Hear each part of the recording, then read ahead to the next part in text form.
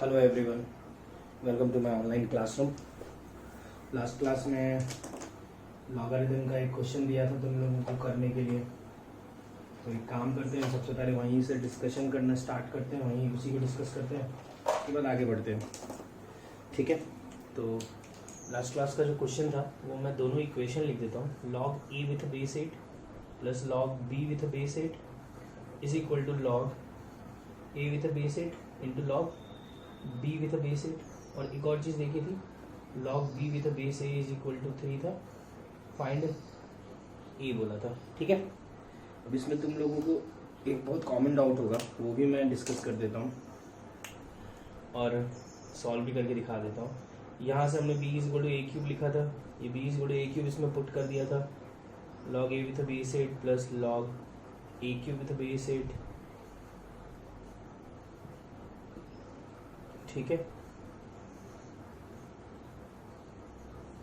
ये बन गया था log a with base 8 plus 3 log a with base 8। 3 सामने उतरा था, log a with base 8, 3 into log a with base 8 है ना। यहाँ पे हमने log a विथ बेस 8 को t मान लिया था, तो ये क्या बन गया था, t plus 3t, t into 3t, ये बन गया था 4t is equal to 3t square. अभी एक चीज़ याद कर लो, और ये मैं क्वाड्रेटिक में भी बता दूंगा क्योंकि ये क्वाड्रेटिक इक्वेशन है। यहाँ पे t और t अगर कट करोगे तो वो गलत नहीं है, बताया शायद पहले भी, गलत नहीं है वो। उससे क्या होता है, सोल्यूशंस गायब होते हैं। तो मैंने बोला था कि सोल्यूशंस में देखो एक सोल्यूशन गायब हो जाएगा, t और t कट कर दोगे, तो करके देख लो तुम। यहाँ से आपको दो वैल्यू मिलेगी, t इज इक्वल टू 0 और एक t इज इक्वल टू 4/3। ठीक है, लेकिन अगर तुम यहाँ पे t कट कर दोगे ना तो ये जो 0 वाला सोल्यूशन नहीं मिलेगा, तो गड़बड़ हो जाएगी, देख लेना।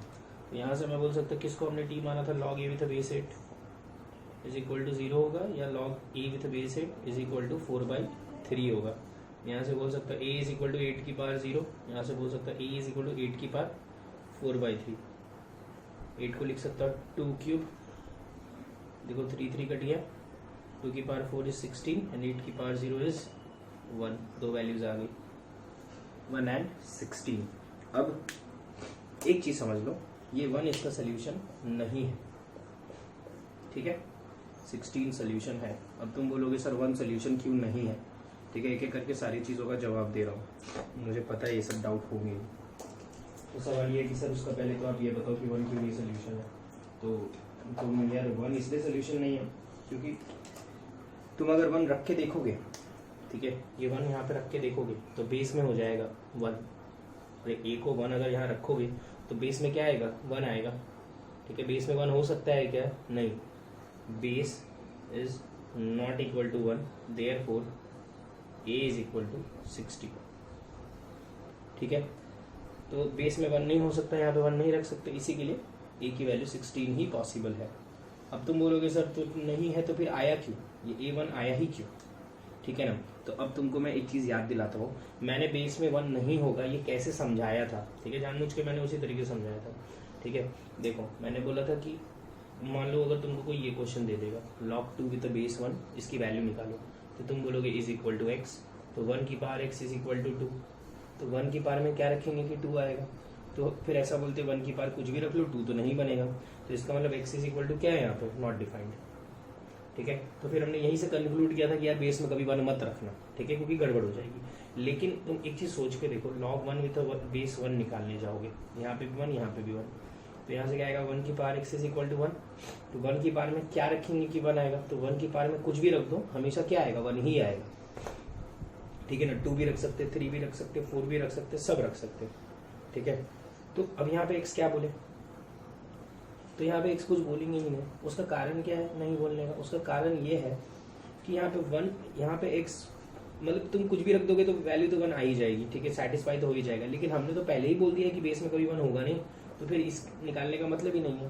तो अब देखो यहाँ पे अगर a को तुम 1 यहाँ रखते हो, log 1 plus log 1 is 0, log 1 0, log 1 with base 8 0, log 1 with base 8 0, 0 plus 0 0, ये हो गया 0। और इधर भी देखोगे तो log 1 with base 8 0, log 1 with base 8 0, 0 is equal to 0, satisfy किया 1। और अगर यहाँ रखोगे तो देखो अगर a1 है तो b भी क्या आएगा 1, log 1 with base 1 is equal to 3 बोल रहा है, ये भी सेटिस्फाई हो जाएगा। 1 cube is equal to 1, 1 cube is equal to 1 होता है क्या? हाँ होता है, ठीक है। तो ये यहाँ पे रखने पे सेटिस्फाई तो हो ही जाएगा, लेकिन हमने तो पहले ही डिफाइन करके रखा है कि बेस में 1 नहीं रख सकते हैं। देखो मैं फिर से बोल रहा हूँ, मैंने ये वाला एग्जाम्पल दिया था, तुम ये सॉल्व करोगे तो यहाँ पे -3 आ जाएगा, लेकिन तुम ये सॉल्व करोगे तो वैल्यू नहीं आएगी। तो इसका मतलब क्या है? इसका मतलब ये है क्या कि -2 रख देंगे कहीं ना कहीं पे। अरे हमने जब बोल दिया कि नेगेटिव नहीं रख सकते हैं, सिर्फ पॉजिटिव ही रखना है, तो फिर नेगेटिव नहीं रखना है, चाहे सेटिस्फाई हो या ना हो। वैसे ही यहाँ पे भी ए को अगर 1 रखोगे तो सेटिस्फाई तो हो रहा है, लेकिन हमने तो पहले ही बोल के रखा कि बेस में 1 नहीं रख सकते, तो फिर कभी नहीं रखना है, ठीक है। इसको मैं और एक तरीके से समझा दूंगा आगे, ठीक है। थोड़ा फास्ट बताया है क्योंकि मैं टाइम वेस्ट नहीं करना चाहता था इस सवाल पे, ठीक है। बाकी मैं एक बार फिर ये तुमको एक और कारण बता दूंगा, इसका बहुत अच्छा सवाल है मेरे पास, ठीक है। मंडे के लेक्चर में मैं करवा दूंगा, ठीक है। तो हमने अभी आगे बढ़ते हैं, हमने 4 थियरम्स पढ़ लिया था। टाइम ज़्यादा नहीं लगाना चाहता हूँ यार, क्या रिपीटेड क्वेश्चन है, एक ही चीज़ को 4 बार देखने का मतलब नहीं। तो अपने एक काम करते हैं, अभी नया थियरम स्टार्ट करते हैं, ठीक है। ये था तुम्हारा थियरम नंबर 3, हमने लास्ट थियरम नंबर 3 पढ़ा था, अब हम थियरम 4 पढ़ते हैं, ठीक है। तो मैं हेडिंग डाल देता हूँ फिर से, थियरम्स में जो पहला थियरम है आज का वो है थियरम नंबर 4। तो क्या है ये देख लो ध्यान से, log n a, ठीक है, की पावर m। अब तुमको याद होगा एक हमने पढ़ा था कि यहाँ पे n की पावर m था तो m सामने उतर जाता था। अब हमने क्या किया, जो बेस लिखा है ना, बेस की पावर में m लगाया, तो ये होता है 1/m log n with a base a, ठीक है। हम ऐसा बोलते हैं कि ये जो पावर है ये यहाँ डिनोमिनेटर में उतरता है, ठीक है। इसको मैं दूसरे वे में बता देता हूँ, ऐसे 4.1 लिख देता हूँ कि log, देखो अगर ऐसा लिखा है n की पावर अल्फा a की पावर बीटा, तो ये दोनों उतरेगा, ये n की पावर से ऊपर उतरेगा, a की पावर से नीचे उतरेगा, तो इसको तुम लिख सकते हो alpha by beta log n with a base a, ठीक है। ये समझ में आ गया? तुम बोलोगे सब प्रूव करके दो, तो मैं ये प्रूव करके देता हूँ, ये वाला पार्ट तो प्रूव कर ही दिया था। तुम फिर से सुन लो, प्रूफ की कोई ज़रूरत नहीं है, तुमको प्रूफ याद नहीं रखना है, तुमको रिजल्ट्स याद रखने, इसलिए मैंने याद करने का तरीका भी बता रहा हूँ कि ये अल्फा यहाँ उतरता है और ये बीटा डिनोमिनेटर में उतरता है, ठीक है। ये डिनोमिनेटर में उतरता है, याद रखना है। देखो अब मैं प्रूव कर रहा हूँ, ये लिखता हूँ log n a की पावर m, इसको मैंने x मान लिया, ठीक है। log की डेफिनेशन अगर याद होगी, साइड में लिख रहा हूँ, log n with base a is equal to x, a की power x is equal to n, है ना। ये मैं अप्लाई कर रहा हूँ, दिस की पावर दिस की power this is equal to n, इसमें भी कोई प्रॉब्लम नहीं होनी चाहिए, ठीक है। अब देखो मैं क्या कर रहा हूँ यार, ये जो m है ना, ये m को मैं इस साइड ले लेता हूँ, ठीक है। ये m को मैं इस साइड ले रहा हूँ, m और x दोनों को ले सकते हैं, लेकिन सिर्फ मैं m को इस साइड ले रहा हूँ, तो a की पावर x n की पावर 1/m, ठीक है। और कैसे भी प्रूव कर सकते हैं, तुम खुद से भी करोगे तो हो जाएगा। अब इसमें मैं उल्टा ये अप्लाई कर रहा हूँ, यहाँ से यहाँ नहीं, यहाँ से यहाँ जा रहा हूँ, प्रूफ की कोई ज़रूरत नहीं है, फिर से बोल रहा हूँ, बस ऐसे ही करवा दे रहा हूँ, ये लिख रहा हूँ। तो क्या आएगा देखो, n की जगह पे ये पूरा है log n की power 1/m with base a is equal to x। अब हमने ये तो पढ़ा है, ये तो अप्लाई कर ही सकता हूँ कि ये सामने उतर जाता है, तो इसको सामने तो उतार देता हूँ, 1/m log n with base a is equal to x। किसको माना था? इसको माना था,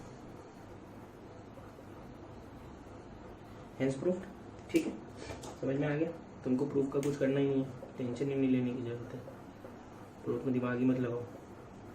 मैं 1-2 क्वेश्चन में अप्लाई करके दिखाता हूँ, तुम बस वो देख लो, ये भी दोनों साथ में अप्लाई करके दिखाता हूँ, वो सुत्ता देख लो, काफ़ी रहेगा, ज़्यादा दिमाग लगाने की जरूरत है नहीं इसमें, ठीक है। तो डिनोमिनेटर में रहे तो सॉरी बेस में रहे तो डिनोमिनेटर में उतरता है, और अगर नंबर में रहे तो न्यूमरेटर में उतरता है।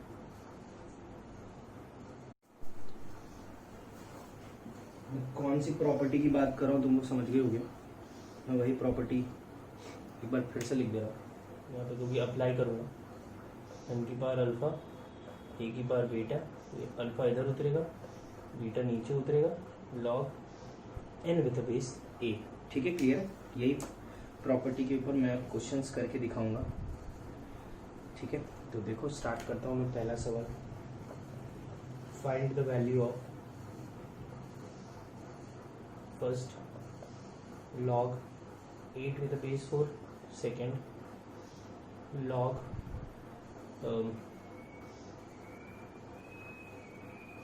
81 with the base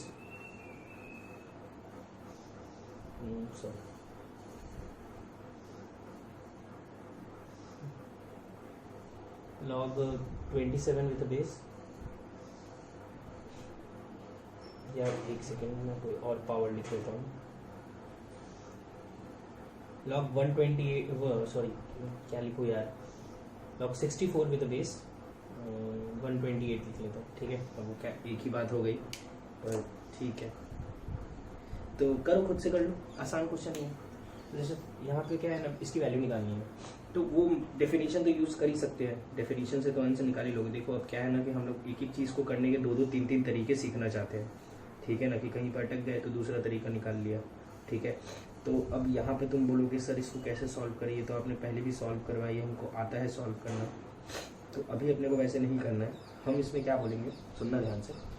हम 8 और 4 को एक मतलब सिमिलर पावर में चेंज करेंगे। जैसे 8 को हम 2 में चेंज करते हैं और 4 को भी हम 2 में चेंज करते हैं। 8 को लिखा मैंने 2 क्यूब और 4 को लिखा मैंने 2 स्क्वायर। अब हमको पता है ये चीज़ सामने उतरती है, ये चीज़ डिनोमिनेटर में उतरती है। log 2 विद द बेस 2 क्या रहता है 1, 3/2 आगे। ठीक है, सिमिलरली मैं इसको करता हूँ। वैसे ये एक दूसरे के पावर में चेंज शायद नहीं होते हैं, हाँ नहीं होते हैं। मैं 64 को लिख सकता हूँ 2 की पावर 6 होता है, और 128 को लिख सकता हूँ 2 की पावर 7। ये 6 सामने उतरा, 7 नीचे उतरा, log 2 with the base 2 is equal to फिर से 1। तुमको ये बात समझ में आ रही होगी मेरे हिसाब से। ठीक है, मतलब ऐसा कुछ भी टफ नहीं है इसमें लॉग में, अभी तक जो भी पढ़ा है उसमें। ठीक है ना, अगर तुम ध्यान दोगे और जो भी चीज़ें बोली है उसको सही से सॉल्व कर लोगे, तो मुझे नहीं लगता इन सब में कोई भी तुमको प्रॉब्लम आएगी। ठीक है ना, अभी तक तो नहीं आई होगी मेरे अकॉर्डिंग, क्योंकि बहुत ही धीरे धीरे सब अच्छे से बता रहा हूँ। ठीक है, पर आगे अपने को जब जैसे थ्योरम्स बहुत सारे हो जाएंगे, जैसे कि इसमें 4-5 थ्योरम्स अभी बाकी हैं, जब थ्योरम्स बहुत सारे हो जाएंगे तो बस एक डाउट रहता है कि यही नहीं समझ में आता है कि सर कौन सा थ्योरम कहाँ पे लगाना है। ठीक है, यहाँ पे ये वाला थ्योरम लगाना था, आपको कैसे समझ में आया? तो वो तो क्या प्रैक्टिस है, प्रैक्टिस से सारी चीज़ें समझ में आती हैं। ठीक है ना, तो अभी तो अपने करते जाते हैं, तो धीरे धीरे सब समझ में आएगा ही। तो जैसे एक सवाल था, ऐसी मैं जब IIT JEE सब्जेक्टिव हुआ करता था, मतलब JEE का एग्ज़ाम पहले बहुत पहले सब्जेक्टिव हुआ करता था। ठीक है, रिटर्न वाला हुआ करता था, 7-8 सवाल आते थे, और 7-8 सवाल में एक सवाल भी हो जाता था, तो सिलेक्शन बहुत सारे लोगों का सिलेक्शन हो जाता था एक क्वेश्चन में भी।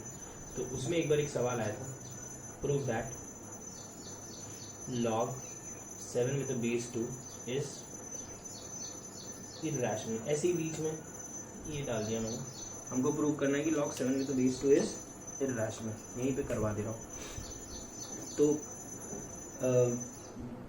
ये इरैशनल मुझे प्रूव करना है, तो तुमने एक कॉन्ट्राडिक्शन मेथड पढ़ा होगा। जैसे कॉन्ट्राडिक्शन मेथड समझता नहीं है क्या होता है, तो देखो मैं बहुत सिंपल सी भाषा में समझाता हूँ कॉन्ट्राडिक्शन मेथड क्या होता है। जिनको आता है उनका कोई प्रॉब्लम नहीं है। हम क्या करते हैं, हम इसको इरैशनल प्रूव करना है, तो हम क्या स्टार्ट ऐसे करते हैं कि हम मान लेते हैं कि ये रैशनल है। ठीक है, और हम उसको करते करते सॉल्व करते करते लास्ट में यही प्रूव कर देते हैं कि जो हमने माना था वही गलत था। मतलब हमने जो माना था कि वो रैशनल है वही गलत था, ऑब्वियसली क्या बचा, इरैशनल है तो वो। ठीक है, तो देखो जैसे ध्यान से, तो let log 7 with the base 2 is rational. ठीक है, मैंने मान लिया रैशनल है, मुझे इरैशनल प्रूव करना है लेकिन मैंने मान लिया रैशनल है। ठीक है, और फिर लास्ट में मैं ये प्रूव करूंगा कि जो मैंने माना है वही गलत है।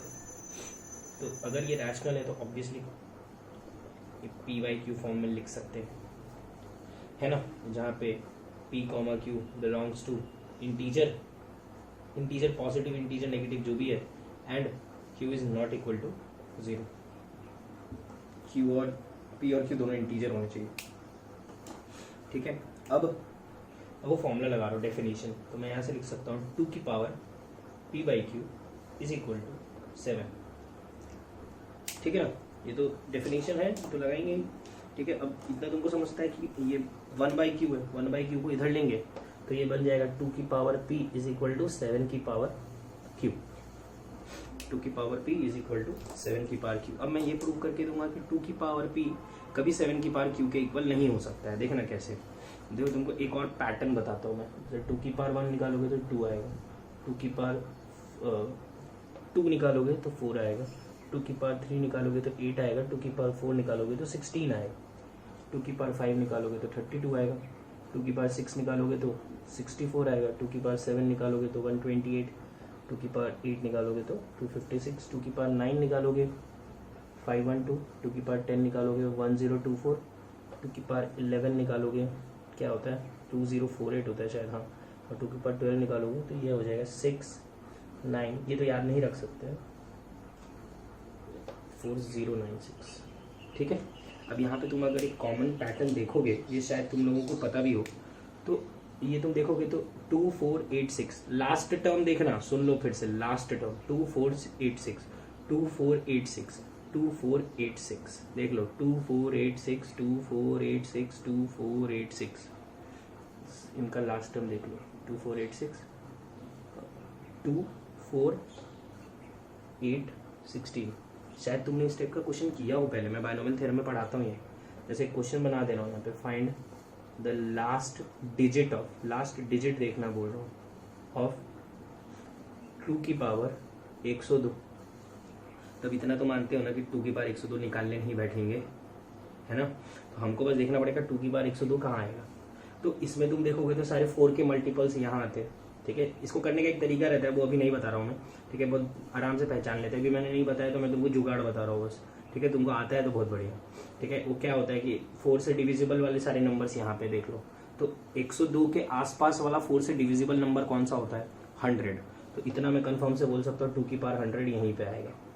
ठीक है, 100 यहाँ आएगा तो 101 यहाँ आएगा, 102 यहाँ आएगा, 102 यहाँ आएगा, तो लास्ट डिजिट क्या आ जाएगा इसका 4।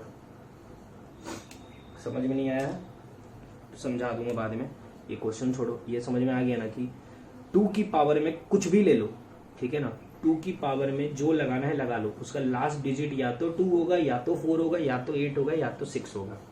ठीक है ना, 2 की पावर में कुछ भी लगा लो, उसका लास्ट डिजिट यही होगा।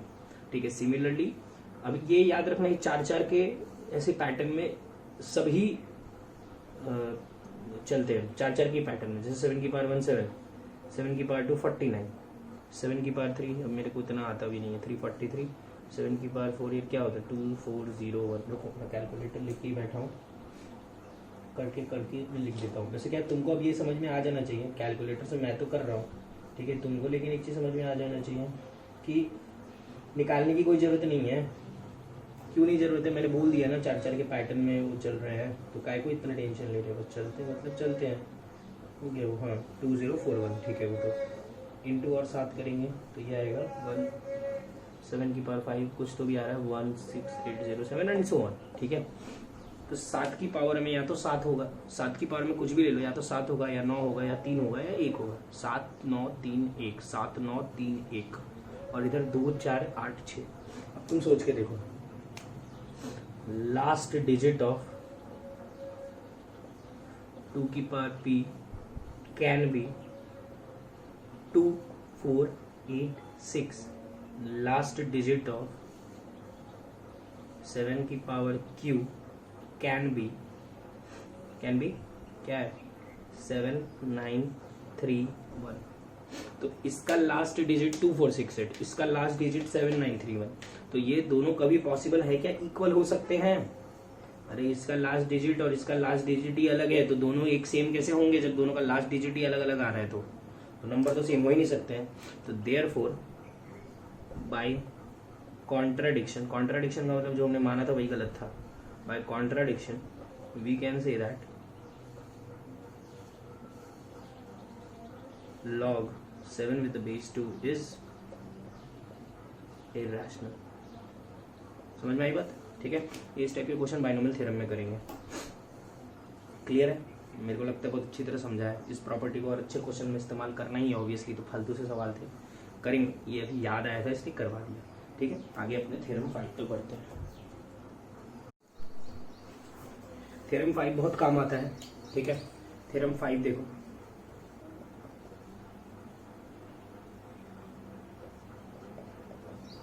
Log A with base b, ठीक है। थ्योरम 5 में हम ऐसा बोलते हैं कि अगर तुमको कहीं पे भी log A with base b लिखा हुआ दिखे तो तुम इसको ऐसे भी लिख सकते हो, log A by log b, ठीक है। तुम बोलोगे सर इसकी बेस में क्या है, यहाँ पे बेस में क्या लिखना है ये बताओ।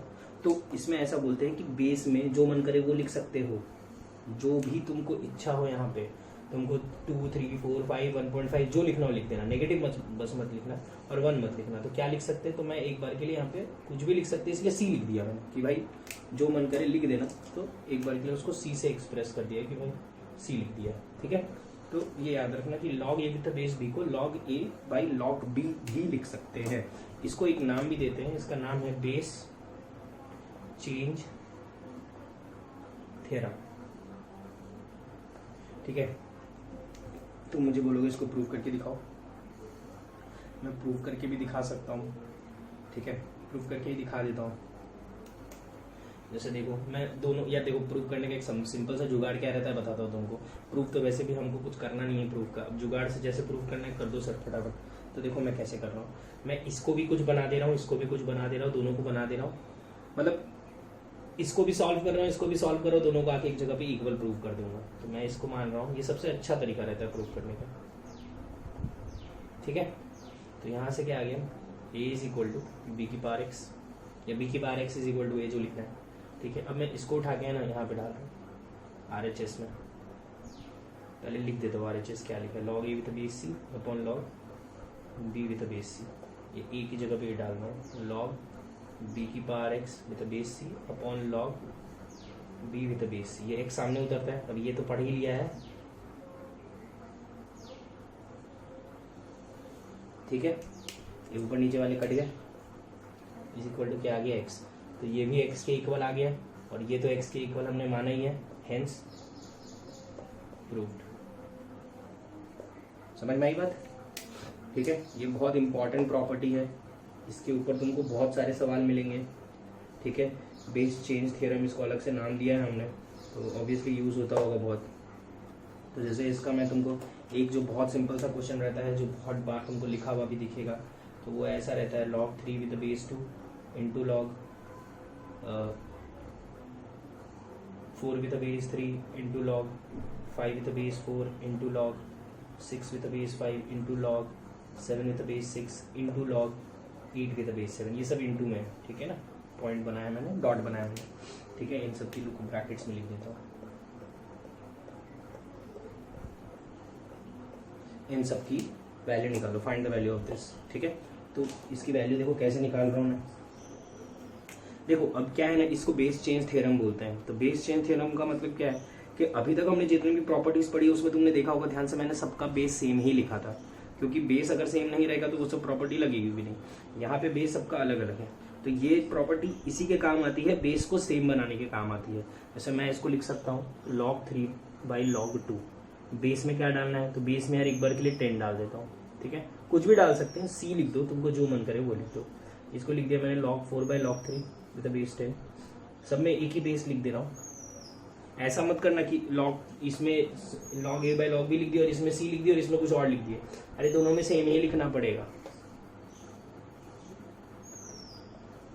log 6 with base 10 upon log 5 with base 10, log 7 with base 10 upon log 6 with base 10, log 8 with base 10 upon log 7 with base 10। Clear है, सबको लिख दिया ऐसे, देख लो। बेस में कुछ भी लिख सकते हो, तुम्हारी जो इच्छा हो, 10 नहीं तुम जो तुम्हारी इच्छा हो लिख देना। सॉरी ये नहीं कटा है, ये यही है, भूल से काट दिया मैंने उसको, ठीक है। तो बचा क्या, वो लिख देता हूँ मैं, log 8 with base 10 upon log 2 with base 10। इसको सॉल्व कर सकते हो तुम, इधर से इधर आ सकते हो, इधर से इधर भी तो जा सकते हो। इसको तुम ये भी लिख सकते हो log 8 विद बेस 2, और 8 को लिख सकते हो log 2 क्यू विद बेस 2 और log 2 विद बेस 2। तो क्या वैल्यू आ गई इसकी 3, ठीक है।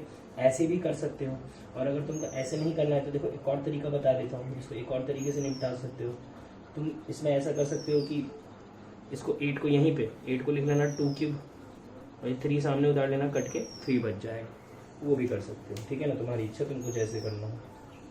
ये चीज़ समझ में आ गई, ठीक है। मैं एक और क्वेश्चन दे रहा हूँ, इसी का और सवाल है मेरे पास इस प्रॉपर्टी का, ठीक है, करवा दूंगा मैं, ठीक है, थोड़ी देर बाद करवा दूंगा मैं, अभी रहने देते हैं, ठीक है। अब एक चीज़ देख लो, इस प्रॉपर्टी को अपने एक और तरीके से लिख सकते हैं, ठीक है ना, उसको मैं बोल देता हूँ रेसिप्रोकल थ्योरम। रेसिप्रोकल थ्योरम मतलब क्या है, वो अलग से प्रॉपर्टी नहीं है, वो 5.1 ही है, ठीक है।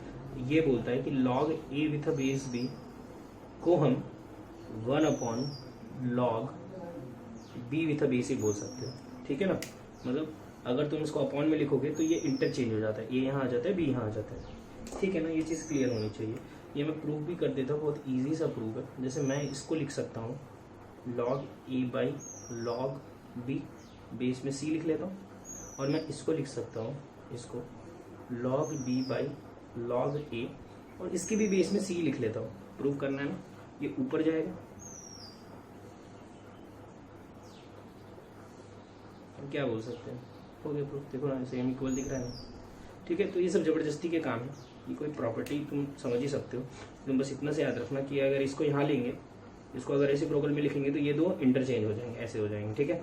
ये कब यूज़ करना है, ये वाली चीज़ जब बेस अलग अलग हो, ठीक है ना, तब यूज़ होगा। अभी बहुत सारे क्वेश्चन कराऊंगा तो क्लियर हो जाएगा। तब यूज़ करना है जब बेस अलग अलग हो। और ये कब यूज़ करना है, देखो ये याद रखना है, ये तुमको इधर से इधर जाने काम नहीं आएगा। 1 में लिखा रहा तो तुमको इधर जाने काम आएगा, ठीक है। मैं क्वेश्चंस करके दिखाता हूँ, तुमको क्लियर हो जाएगा। अपने जब इधर से इधर जाएंगे, इसमें मैक्सिमम ऐसे ही क्वेश्चंस मिलेंगे अपने को, ठीक है। स्टार्ट करते हैं इसके ऊपर क्वेश्चंस करना, फिफ्थ थ्योरम के ऊपर। मैं इस टॉपिक के लिए डायरेक्ट एडवांस लेवल क्वेश्चन ही करा दे रहा हूँ, ठीक है, क्योंकि ऐसे बहुत कॉम्प्लिकेटेड नहीं है ये सब लगाना, ठीक है। तो देखो सवाल क्या, let n is equal to 75600, ठीक है, वैल्यूज भी बड़ी बड़ी है। Then find the value of 4 log n with a base 2 plus 3 log n with a base 3 plus 2 log 2 upon log n with a base 5 plus 1 upon log n with a base 7, ठीक है। Video pause कर लो और एक बार खुद करने की कोशिश भी कर लो। खुद करने की कोशिश करो तो तुमको बेटर समझ में भी आएगा ये, ठीक है। नहीं बना तो भी अच्छे समझ में आएगा। अब देखो यार, अब मेरे को क्या है ना कि ऐसा मत करना कि सीधा इनपुट कर दिया और बैठ गया, खत्म। अब तुम एक चीज़ समझो कि पहले तो लॉग अपॉन में है और सबका बेस अलग अलग है, कुछ नहीं कर सकते। पहले तो मैं लॉग को ऊपर लेके जाता हूँ, तब तो कुछ तो भी वो बनेगा शायद, ठीक है। तो सबसे पहले मैं उसको ऊपर लेके जा रहा हूँ। तो ये अगर ऊपर आएगा तो तुमको समझ में आना चाहिए बेस चेंज हो जाएगा, मतलब इंटरचेंज हो जाएंगे दोनों। सिमिलरली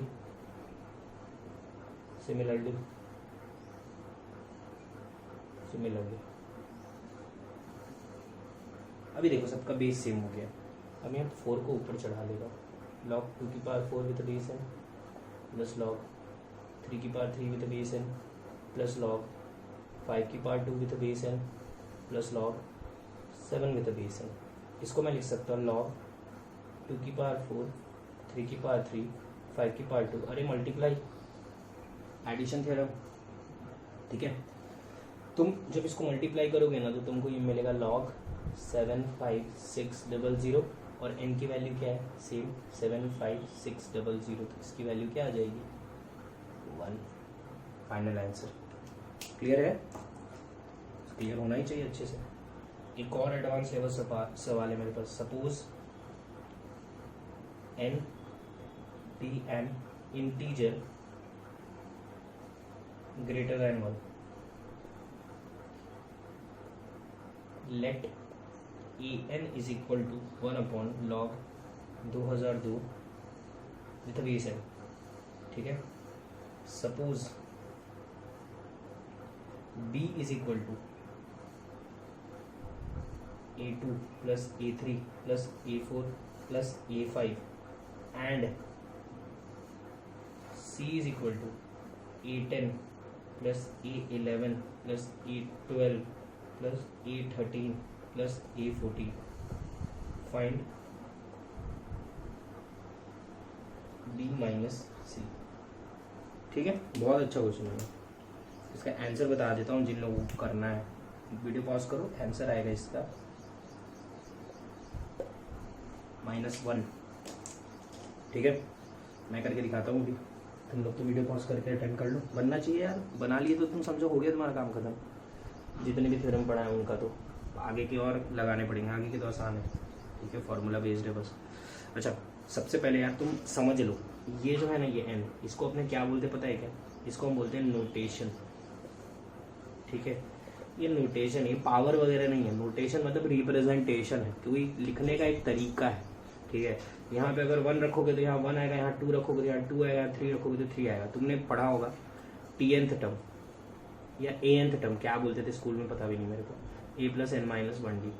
अगर हमको फर्स्ट टर्म निकालना रहता तो 1 रखते थे, 100th टर्म निकालना, 100 टर्म निकालना रहता था तो 100 पुट करते थे, 10वां टर्म निकालना रहता है तो 10 पुट करते हैं। तो नोटेशन होता है, ये भी नोटेशन है। ठीक है, यहाँ पे अगर मुझे 5 पुट करूंगा तो a5 मिलेगा, यहाँ पे भी 5 आएगा। यहाँ पे मैं 500 पुट करूंगा तो मुझे a500 मिलेगा। वो a500 क्या नहीं पता मेरे को, बस a500 मिलेगा। ठीक है, तो मैं सबसे पहले इसको रेसिप्रोकल को हटा रहा हूँ, रेसिप्रोकल वाला तो काम ही नहीं जमता मेरे को। तो मैंने यहाँ लिख दिया n और ये बेस में आ गया इस बार 2002। क्लियर है? अब तुम ध्यान से अगर देखोगे तो b क्या लिखा है, b लिखा है a2, मतलब यहाँ पुट करना है 2, a2 plus a3 plus e4 plus e5। ठीक है, इसको मैं लिख सकता हूँ log 2 × 3 × 4 × 5 विद बेस 2002। ऑब्वियसली 2 × 3 × 4 × 5 कुछ बनने वाला है नहीं, पहले c भी लिख लेता हूँ। तो c लिखा है log 10 with base 2002 plus log 11 with base 2002, dot dot लगा देता हूँ यार, सीधा 14 लिखता हूँ, log 14 विद बेस 2002। इसको अगर ढंग से लिखूंगा तो ये है log 10 × 11 × 12 × 13 × 14 विद बेस 2002। क्लियर है इतना? कोई प्रॉब्लम नहीं है, नोटेशन है, फिर से बता रहा हूँ। अब मुझे क्या निकालना है, b माइनस सी। b क्या है, log 2 × 3 × 4 × 5 with base 2002 minus log 10 × 11 × 12 × 13 × 14 with base 2002। तुमको पता है ये क्या हो जाता है, डिवाइड में जाता है 2 3 4 5 dot dot 10 11 12 13 14 with base 2002। Clear है? अब यहाँ पे ये 10 कट गया, ये 12 कट गया, ये तीनों को मल्टीप्लाई किया ना तो मुझे पक्का पता है ये 1/2002 आएगा विद बेस 2002। तो ये 1/2002 विद बेस 2002, इसकी वैल्यू मैंने तुम लोगों को रटवाई है। ठीक है, अब सुनो, अब तो वो भी रटने की जरूरत नहीं है, सर काय को रटवा रहे। तो वो log 1/a with base a मैंने बोला था -1 होता है। अब मैं इसको भी प्रूव करके दे देता हूँ। देखो 1/a को रख देना a की पावर -1, ये -1 सामने उतरा, हो गया। इसी को मैं वैसे ही कर रहा हूँ, log 2002, या तुमको डायरेक्ट लिखना -1 लिख दो, मेरे को कोई प्रॉब्लम नहीं है, तुम्हारी इच्छा। ठीक है, ये -1 सामने उतरा, क्या गई इसकी वैल्यू, -1। क्लियर है? ठीक है, तो ये हो गया तुम्हारा, मेरे हिसाब से आज का लेक्चर सफिशिएंट है। ठीक है, तो आज के लिए काफ़ी है, नेक्स्ट टाइम मिलते हैं। ठीक है, ओके, थैंक यू। अगर ये वीडियो पसंद आया तो लाइक करो, सब्सक्राइब करो, शेयर करो, इंस्टाग्राम पे शेयर करो, व्हाट्सएप ग्रुप्स पे शेयर करो अपने दोस्तों के साथ। अगर किसी को मैथमेटिक्स में प्रॉब्लम हो रही है तो शायद उसके काम आ जाए।